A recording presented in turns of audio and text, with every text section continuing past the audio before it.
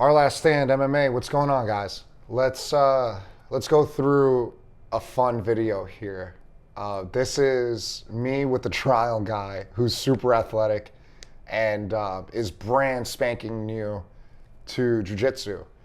For me, my heart lies in striking, and so jiu-jitsu for me is a lot of work, and I've really worked really hard to try to perfect that game as much as I could before my last fight.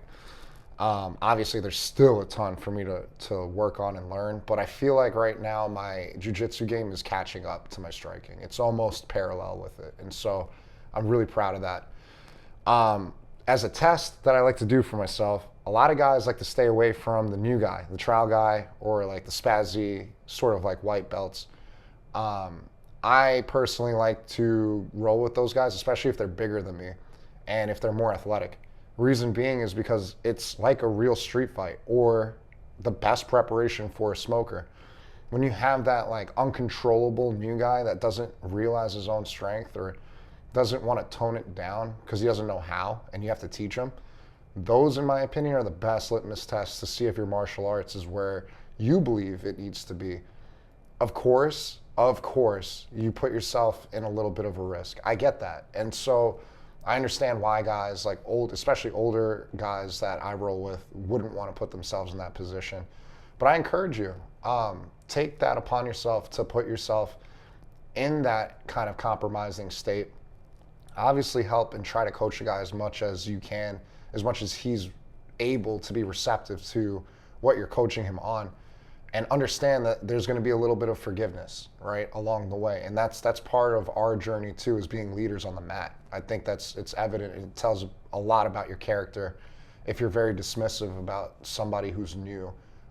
In my opinion, it's prima donna behavior. And I'm a very big team first guy. And so I eschew all that.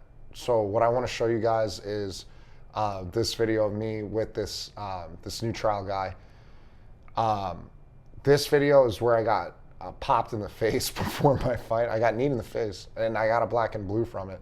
So I am preaching to you guys, things that I actually do. And so I knew the repercussions behind it because I saw how explosive he was. And it's like a puppy that's coming out of the kennel, right? Like I have a Doberman puppy right now that's about 7 months old. Anytime we get him out of the kennel, he's extremely explosive, doesn't know his own strength. Same way with like a really athletic trial guy that's big. Let me dive into this and we can take a look at it together. All right, so sorry for the crotch shot. Let me get out of this. All right, so here we go. We dap up. Dude's, I don't know if you guys can tell in the video, but he's about like 10 to 20 pounds heavier than me. And he's, I would say, as athletic as I am. If the reason why you're seeing the glove on his hand is because the unwritten rules, right, of jiu-jitsu, he did not have his nails trimmed. And so I was like, bro, look, I've seen guys get their eyes taken out, and I've seen people end up getting like really bad cuts because of nails. I've gotten one on my wrist that still hasn't gone away. It's on this side. And it's really annoying to deal with. And so that's why he put that on from that hand. So if you see that in the video, that's why. So right now we're standing up. I like to stay standing. I don't like to start on the ground. I think it's unrealistic for us to do that. And then it breeds laziness, in my opinion. I like to, even if I'm drained, even if I did MMA or striking the session before, which was an hour, I will still stay standing anytime I have a chance to do it. Of course, I'm a flexible partner if my partner doesn't want to be standing, but if I have the preference, I will stand. So here we go. Now we're playing with collar ties, or we're trying to get pressure here. So he's got a pretty good fundamental understanding of shots and pressure. And the instruction that we did before this, a lot of it was setting up shots and pressure. And so here I go. I got the single leg right here. He jumps, and actually from that jump, I'm gonna pause the video. From that jump, he pops me in the eye, and we weren't able to get a clean look at it, but that knee ended up popping me in the face. So again, with the new Spazzy trial guy, Of course, you run the risk of getting hurt or injured or cut or whatever have you. But it's worth it, in my opinion, because now you have a realistic look of what it's like on the street with a cushy mat, right? Obviously, avoid confrontations on the street as much as you can. But realize, like, if this was a dude at a bar, like, how would you handle that, right? And so he doesn't care about training. All his rules are out the window. He has no rules. He doesn't know any of it. We do, and we can apply leverage, force, and fulcrum methodology to an untrained person to see like how we are personally in our own game. So I'm going to play it through right here. I have him in half guard.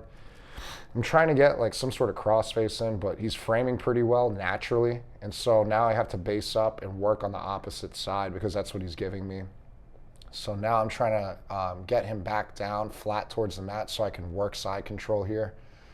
But he's doing a pretty good job of like holding onto that leg. And so I'm trying to pass his guard and try to get a full mount from here. And I'm still trying to hold on to the back of his neck too while I'm trying to advance. And now I'm in side control. Here we go. So now I've got control of one of his arms and I put top pressure, and it was just enough top pressure to make him tap. So a lot of you guys will probably look at that and be like, what the hell? There's barely any pressure at all. For us, we're used to the pressure. We're used to the top pressure. We can ride through the grind of it. But for someone who's just starting, he's overexerting. He has no cardio. He's breathing extremely heavily. Even during our warm-ups for instruction prior to free rolls, the dude was breathing super hard. And I'm like, dude, just in through the nose, out through the mouth. You're going to make it. You're going to make it. You'll be okay. And so as we as we continued to roll, I was like, anything's going to make this dude tap at this point. But he showed a lot of will and character. So here we go. We're back up on our feet again. And we're struggling for position. He's on his knees. I take advantage of that and take his back. That is a lesson for him as a new guy to learn. Hey, if you're on your knees, you're at a disadvantage right away because I'm more agile on my toes and my feet. I'm going to be able to circle around you super quick. And that's probably one of his first lessons to learn, not to give your back up so easily. And so we're talking about just different positioning right there. I'm pretty much telling him what I'm telling you guys right now. And he's just taking it all in. Trying to see what else we got here. I'm going to go ahead and speed it up a little bit.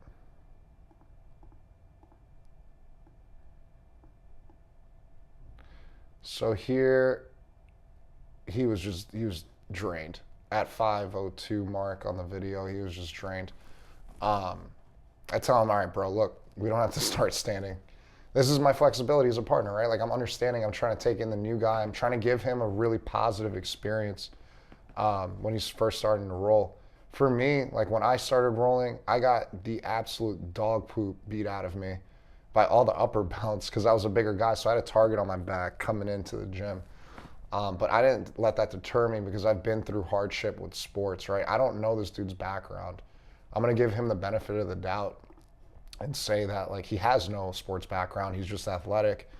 And maybe he's just naturally that way. And I want to give him a positive experience, right? That's what it's all about, like being a leader on the mat and then bringing people with you. And you never know. One day he could be like a phenomenal athlete on the mat. And he remembers what I did for him, like his first day into jiu-jitsu. So always keep that in mind, guys. It's like with striking, like all the upper belts, sometimes like brown and black belts come over to the striking side and they're usually good guys, right? Like guys that respect the lower belts in terms of not like putting them in wrist locks and all this other funky stuff. You know, come over to that side to striking, right? And if you were bullying me on the jiu-jitsu side, I might not be so nice to you when it comes to sparring, right? Like those are the things to think about. It's like if you want to you have to treat others the way that you want to be treated. And I think that's what I'm trying to exemplify through this video. But then also the other half of it of just training to see where you are and using that with no ego as a litmus test and then helping the new guy out, right? So here we go at 5:39 in the video. I am just trying to like secure an arm here because I'm not too good with triangles, guys. Like I'm still trying to figure that part of my game out. And so I'm really kind of in a closed guard position here, and I'm just trying to fish for that head and that arm, and then I want to turn him out. But I'm being really sloppy with my legs, so it's good to see on camera. Here, I just revert to an arm bar, and then he taps right there, and the bell goes off. But guys, this was fun. I encourage you guys to let go of the fear of rolling with a Spazzy white belt. I think it's a really good time to just know where you are. Put yourself in that situation once in a while. If you don't do smokers, if you're not an MMA guy and you just do jiu-jitsu, it's really a good litmus test without the striking. It gives you the same pace and the same feel as if you were striking with the grappling. So I honestly see more upside to it than anything. And you don't have to do it all the time. Maybe just once in a while. It's good to do this. But let me know what you guys think in the comments. I'm curious to hear what the upper belts have to say.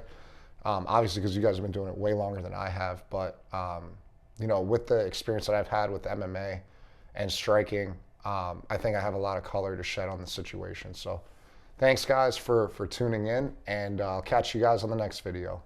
See ya.